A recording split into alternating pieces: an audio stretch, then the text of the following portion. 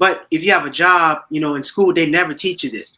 They never teach you this secret. Like, wait a minute, I can borrow money, sell it for more than what I borrowed it, pay them back, and go home with money, and they made money. Everybody win. They should be teaching this in 5th grade. Oh my God! Second.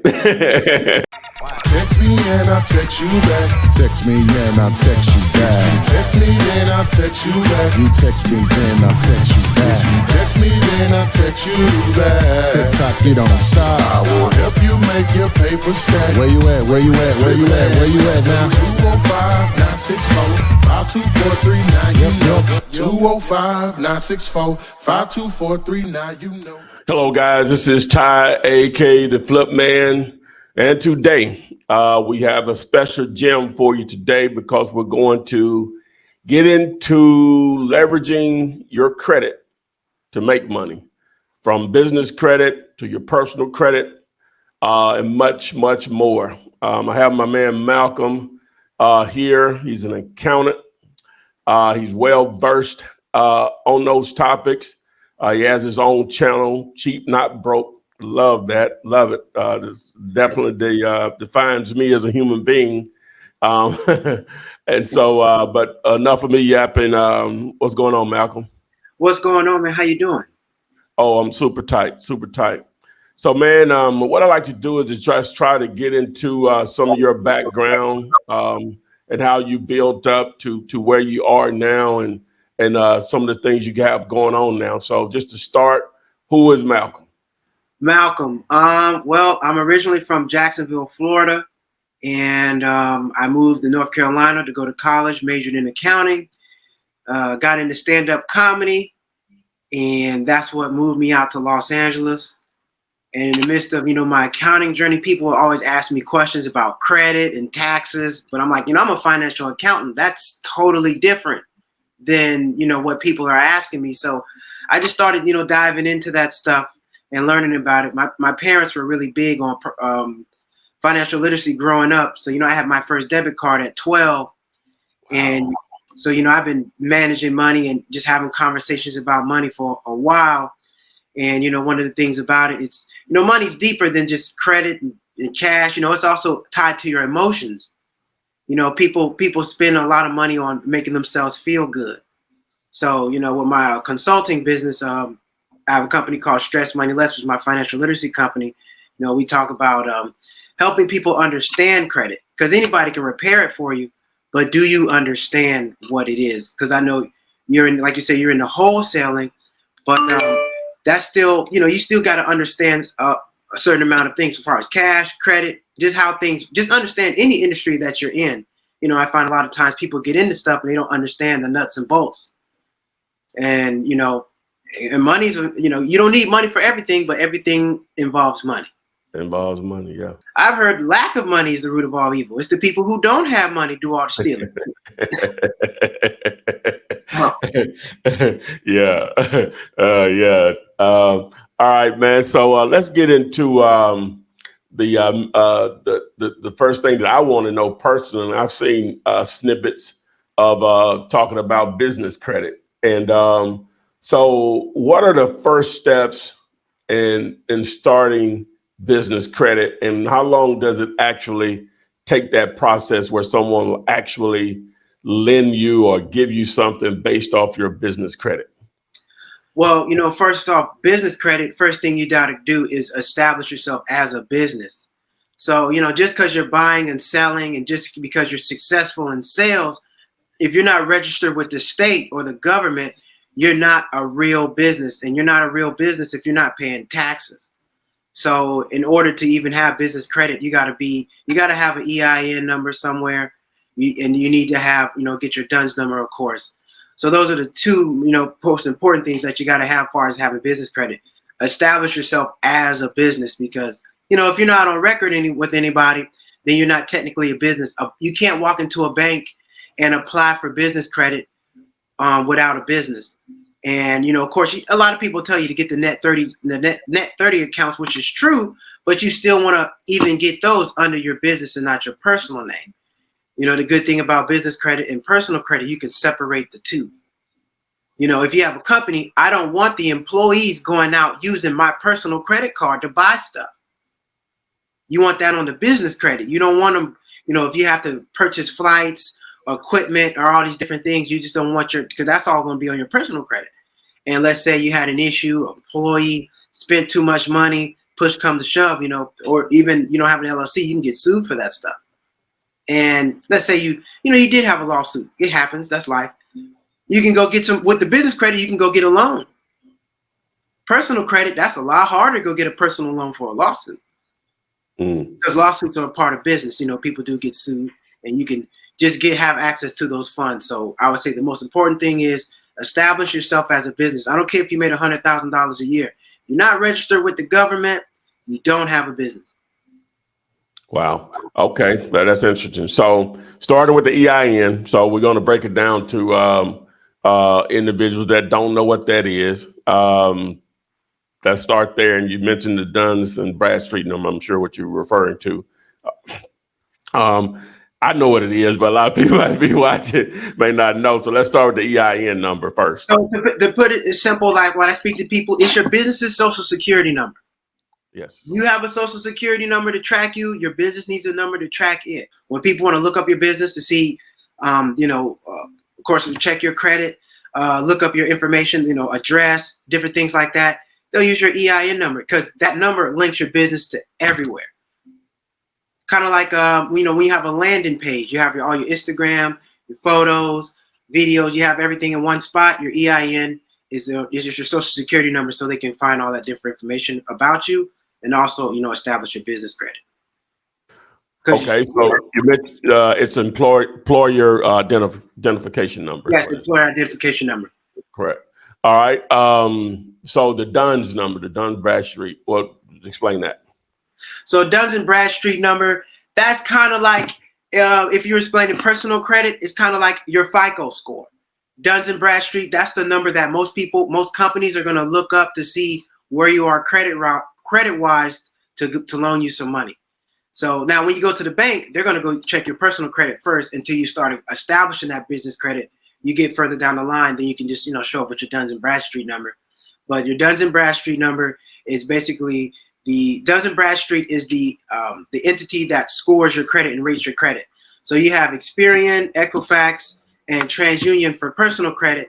Duns and Bradstreet is basically the governing body for all businesses and business credit ratings and scores. All right. So obviously it's going to be income driven. Whenever, and I guess it depends on who you're trying to source as far as a credit card or a loan. They base it on your net profits or reported amount of taxes, or how do they go about that as far as like an application process? And I'm sure that differs from lender to lender or whatever. So most of the time they request bank statements because that tells everything. I can see how much money's coming in, how much is money's coming out. That's the basic thing they're going to request from you is bank statements, and they're going to request your taxes. You at least 3 to 4 years of taxes, because in the bank's eyes, if you're not paying taxes, you're not an official business, because all businesses pay taxes. Even you personally, you pay taxes as well. You're not. I can't call you a real a business or an employee if you're not paying taxes. People get pay money under the table, but when push comes to shove, and you need things from the government, well, if you're not paying taxes, then it's going to be hard to prove anything. Okay. All right. So I think we're pretty good on the business credit. So on personal credit, which is most people, that's what you have, regardless if you got a business or not. We could get into repairing credit. That's a whole nother ball game, and so we don't really want to get into that. There's other sources out there. Like I said, that's pretty simple to do, and most people actually can educate themselves on that. Also, what are some ways that you would recommend leveraging your credit? I know the way I found out about Malcolm, he was on Craig's Fact Show, which is a comedian slash entrepreneur himself. How can you, some of the ways you can leverage credit to make money? That's really like everything. Like, people, you spend other people's money to make more money, right? So give us some ideas on that and go into that space. Well, the first thing I would say, the reason why people don't understand using credit to make money, because it's always pitched to you to spend money. Credit it's pitched to most people as a consumer product. Go buy what you need today and pay it back later. You don't really realize and understand until you get into business. I can buy something with this and resell it and make the money and pay it back. So I have a kids course called Making Money Fun. And when I explain credit to children, I say, hey, Flip Man, he's my friend. I have no money. I am dead broke. I have $0. I can't, if I show up with anything, I'm stealing because I have no money. Flip Man has $100. He has $100 on it. Well, I make it even simpler. You have $20 on you. Okay. I say, Flip Man, let me borrow $10 from you. I'm going to pay you back. I'm going to pay you $20 back. You say, okay, cool. Bam, you give me $10. I go down to my local candy store and I take that same $10 and I buy 10 pieces of candy. And let's just say for giggles, I sell, I buy some high-end chocolate. I go to the rich neighborhood. I learn how to pitch it. My uncle, he's a salesman. My uncle, he out there, he run numbers. He told me, nephew, this is what you do. You go over here, you got to take it to these white folks and you got to sell it like this, that, and fifth. So he teaches me how to add value to these candy bars. I take these candy bars, I sell them at $10 a piece. I now have $100 off of your 10. Yes. I give you your 20 back. You my homeboy. I'm gonna give you 30, just like I would give the bank because we paying interest. I'm going home with $70. You go home with 30. We all made money. That's credit. I took your money, bought something, sold it for more, gave you your money back plus a fee, which is interest. I went home with money. You went home with more money. I do that 6-7 times and we get to $110,000. I'm a millionaire. Boom. That's how you use credit. Businesses use credit because the cash is too slow. You sell more stuff on that 30. I need credit so I can go buy my supplies now, resell it, get the money, pay the bank back at interest or the fees, and take home the money. But if you have a job, in school, they never teach you this. They never teach you this secret. Like, wait a minute. I can borrow money, sell it for more than what I borrowed it, pay them back, and go home with money, and they made money. Everybody wins. They should be teaching this in 5th grade. Oh my God! Second, yeah, I was just talking to someone last night about it. That's a teacher where she wasn't like teaching me anything. I'm like, why would I learn have a class in biology from 5th grade to 12th grade unless I was going down that lane? I should be exposed to it, but things like personal finance. Just how even fill out a job application. I don't even think they teach you that in school. Let you go to some vocational school or something. Things that actually matter for the average person to get ahead. But I understand why. I think I heard actually on Craig Show DeWan say, well, he was talking about college. College basically teaches you how to do mindless tasks without questioning why you're doing them, right? And so schools just teaching us to be better workers for the people that do know how to leverage credit in other ways to make money. Teach us to be, just, hey, do what I say. Don't worry about why you're doing it. Just do it. I'm gonna pay you next Friday. So, but yeah. So with credit cards. And I heard you say that you actually paid for a vacation from points from your credit card. If you can explain on how you did that. And I know all credit cards are not built equally. So if you can get into that for us also. Yeah. So I have a course on Tuesday at 10 a.m. I'm giving a free course on teaching, all the ways that you can travel free. So one of the things with the credit card is they offer you rewards points. And the thing I got into it, the reason how I got into this whole thing was my friend flew out he came out to LA from New York. We were just catching up. I said, man, how much was the flight, man? Because, I've been wanting to come to New York. He said I didn't pay for it. I said, how so? And then, he started explaining to me the credit card game. And all he does is pay his bills. Because when you pay things with your debit card, you get nothing out of the deal. Mm-hmm. There's nothing you get out of the deal. And so much so that Everything. If you ever look at, if you ever go look at a gas station, you see the credit card price and the cash price. They differentiate the two because see, gas is just one product. So if you're going to pay cash, I can give you this at a lesser amount, but if you're going to pay the card, I'm marking it up to charge you that 3% fee. Well, in a store, there's too many products, so I'm marking everything up 5% because I know some people might pay with a debit card, some people might pay a credit card, some people might pay cash. When you're paying cash, you're taking a loss because you're still paying that 5%. Now, when I pay with my debit card or my credit card, they're charging them 5%. So we're breaking even. And not only that, they're giving me points like, 2 points per mile, 2 points per dollar. So every time I spend $1, I get 2 miles, 3 miles, and it adds up. But initially, when you sign up for the card, they'll give you 30, 40,000 points. That's what you convert over to the airlines, and that's how you fly for free. But you just got to pay your bills with it. Now, you got to be disciplined. You don't carry debt on this card. You got to manage what you're doing, and you don't, just go buy stuff to meet the minimum spend because sometimes you got to spend $4,000, $3,000 in 3 months to get these points. And then you do this, you get the cash back, you get all kind of perks on the cards. It just makes sense. Well, I'm glad you said that. So like I booked a flight recently. I went to Las Vegas 2 weeks ago. Well, just last weekend.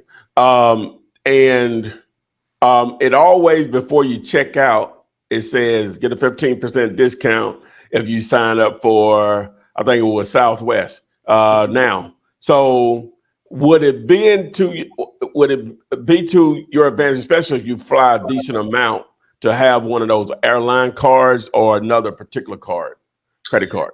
Well, it's always to your advantage to have at least 4 cards because what you want to do, what these cards also do is give you ability to expand your credit portfolio. Because if I have 4 cards at $10,000 a piece, I got $40,000 in credit. And if they also give me a bump, on all these cards and double my spending limit, I have $80,000 in credit. So now you have all this credit available to you. So you want to have multiple cards. But as far as an airline card, if you're going to fly with American Airlines all the time, then I would get an American Airlines card and fly with them. Now I would still have my MasterCard, my Visa card, because American Airlines is only good for the flight. What about the hotel? What about when you're in Vegas buying food and buying dinner? The flight card only benefits the flight. The MasterCard, the Sapphire card, the Discover card, they benefit everything you do. So you just want to have a healthy profile of cards. Okay. All right. What percentage, like you said, now you have to be careful because you could get into a situation. So a lot of us have been there before, especially when you're in your early 20s. Just thinking back, but what percentage of your what they call the usage rate should you try to maintain to make sure you're in good standing with your cards, and just for your own peace of mind of balancing your financing? What percentage do you think you should stay as far as usage of your revolving credit? Most people say 30, but if you get up to 30 and you go over 35 by a mistake, you're in trouble. Yep. So I try to say keep it at least 20%, because if you have multiple cards, see, the biggest problem with people, they put everything on one credit card. Mm-hmm. They only have one card for everything, and it's hard to keep that balance low, especially when you're using it on the regular. So you want to have different cards for different things, but you definitely want to keep it. The rule of thumb is 30, but I would keep it at 20, because if you push past 20, you're still not going to hit 30. You don't want to run up to 30, 35, 40%. Like a lot of people get a card at $2,000, and if you swipe it at $1,000, that's 50%. Your credit score is going to drop. Now, I have a card as well. My card has a $20,000 rate. I can use 5, and I'm only at 5%, 15% of my card. I can still keep on going. Yeah. So you definitely want to get that limit. You want that high limit, at least $5,000 or better. I got you. Okay. All right. So that's what credit cards. As far as being able to leverage your what we're talking about travel with the cards, to leverage that for, and I guess depending on the business,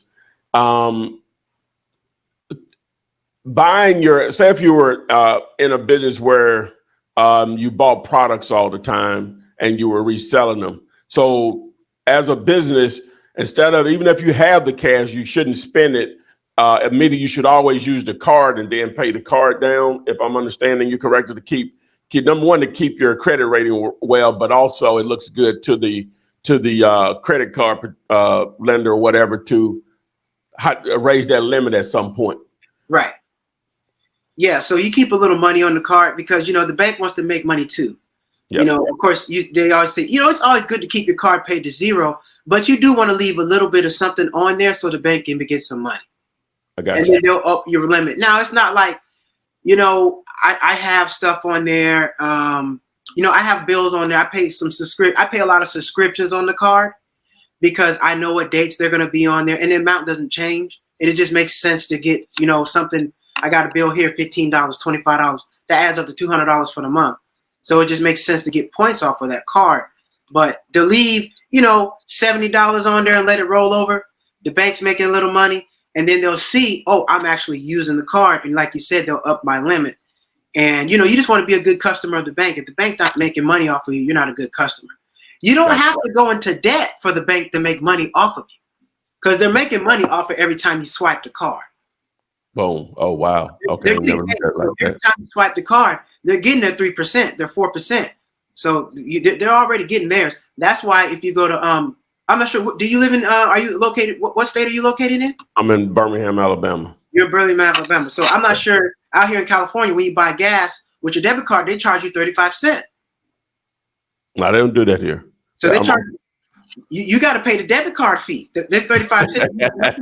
Oh my God. You got to pay that. So when you go get gas out here in California, it's a 35-cent merchant card fee. You paying that. They pass the buck straight to you. Oh wow. And it's right there. Let me say that. Let me back up. I don't think that I need to pay attention to the pump or whatever. But I'm pretty sure we don't at this point. But obviously California do a lot of things everybody else don't do. So oh wow, now that's hustling. I'm cheap, not broke. You do that, and they also charge us a 10-cent CRV tax. Every bottle you buy, you pay 10 cents. Wait a minute. Bottle of what? Well, anything with the cap that's plastic is 10 cents. Hell no. So wow. If you get a bottle of water, that's a 20-pack. You got to pay $2 because it's 10 cents per bottle. It's a CRV tax. Oh wow! We're paying taxes we pay taxes on bags. Man, they're taxing you to death. I don't think people really understand the tax game. When you get let's just say you get $1, the government's going to take 10 cents, right? Federal tax. Every cent you spend, they're going to take some more money. So I got taxed at 90 cents. Okay, I spend another 45 cents. They're going to tax me at 5 cents. I spend 30 cents. They're taxing me. When you break it all down, you only got 70 cents to spend. Yeah. Wow. It's a cold game. Oh, yeah. But the hustle is real, boy. Ooh. And I see this all in accounting. I see all the numbers. I see it break down. I see what charging $1 to 50,000 people can do. Oh, wow. That's why the world is going to subscription. You remember back before, if you look at software, back before you used to be able to buy the software, right? Yes. Now you got to pay for it forever. Yeah. Like you used to go buy, what was Microsoft main package they would sell? Windows. We have Windows. Now you don't have to go out and buy download the entire thing. Nah, it's $19.95 a month or $9.95 a month. You can use it all. I remember Adobe used to pay for it, just one time or whatever, and even get the updates for free. No. It's $9.95. Use everything we got for this or whatever. Wow, yeah. They figured it out a few years ago. Hey, it's better to get that monthly recurring payments than those one-time payments or whatever. So yeah. And cable did it. Cable got away from. Now people say you're saving money on cable. If you look at all the subscriptions you have Netflix, Disney Plus, Amazon Prime. You're back to cable prices. You're back to cable prices. And Are you watching all of that? No. I mean, no. If you break down the amount of time you have in a day. Work, family, kids. You don't have enough time to watch all the TV that you pay for. No, you're right back to where you were, Cave. I was thinking about that a year ago. I was like, I got Prime, I got Netflix, I got Disney Plus. What else? I got Hulu. That's the most expensive. I'm back at cable. Isn't they talking about cut the cord? What cord?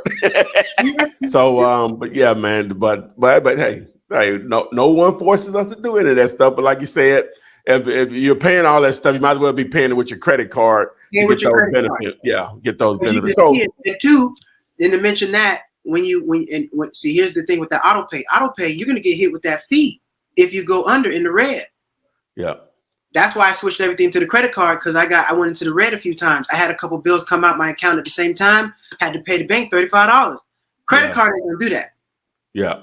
Unless you pay the late fee. But you're more than likely to miss an auto pay than pay a late fee on your credit card. Correct. One thing I think is important. I only learned this like recently, like in the last 2 or 3 years.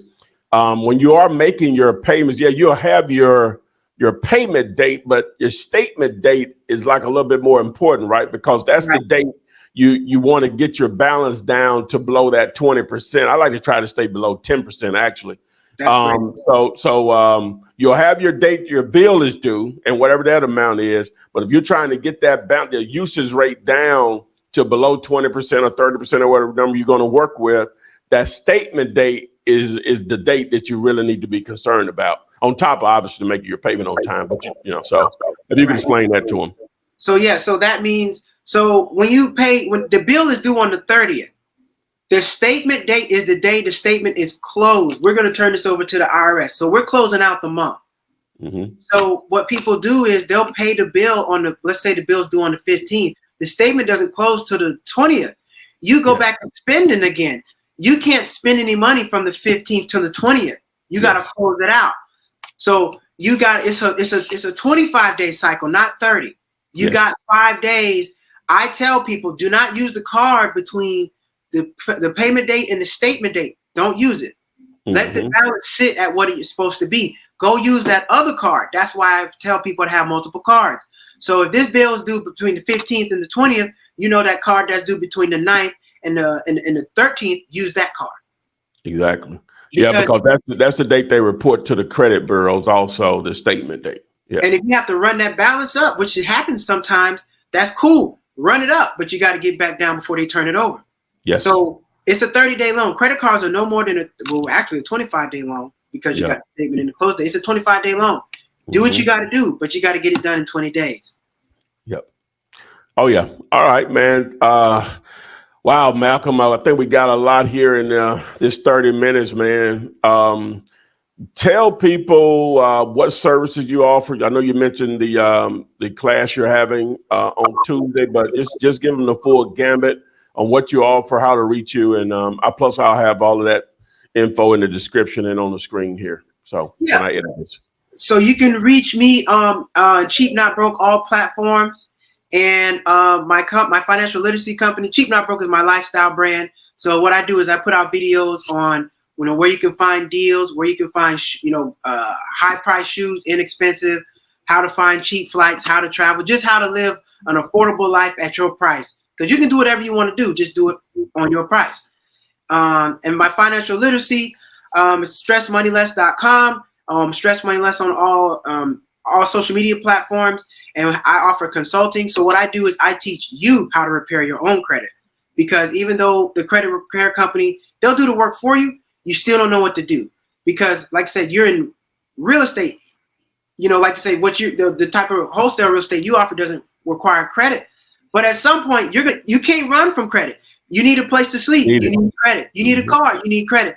Just have your credit in order. And there's no better time when you're going to need to get your credit in order to get a house. So these are the things I help people with. Sometimes you just need somebody to talk to. Like, I just don't understand. I offer a service called Building Your Budget. We go through a spreadsheet, put all your expenses on there, and I help you find out if your cash flow positive or negative for the month. A lot of people never put all their expenses in one place because it doesn't feel good. You might realize I need to make more money or I need to stop spending so much, and it's uncomfortable.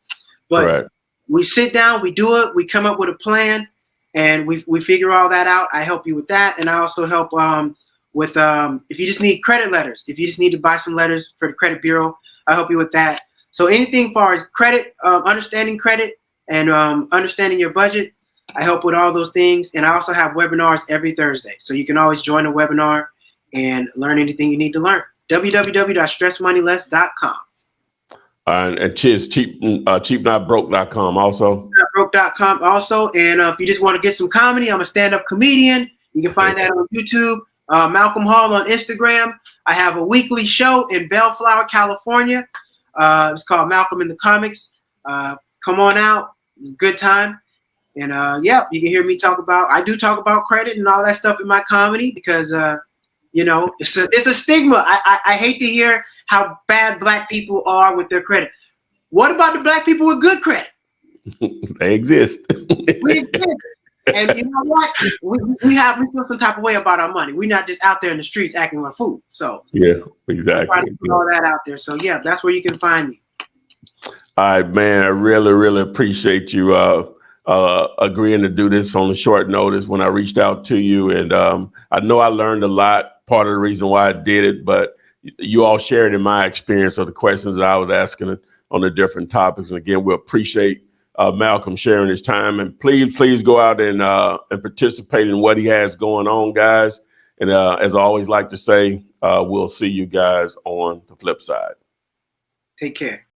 Text me and I'll text you back. Text me and I'll text you back. Text me and I'll text you back. You text me then I'll text you back. You text me then I'll text you back. TikTok, you don't stop. I will help you make your paper stack. Where you at? Where you at? Where you at? Where you at now? 205-964-5243. Now you know. 205-964-5243. Now you know.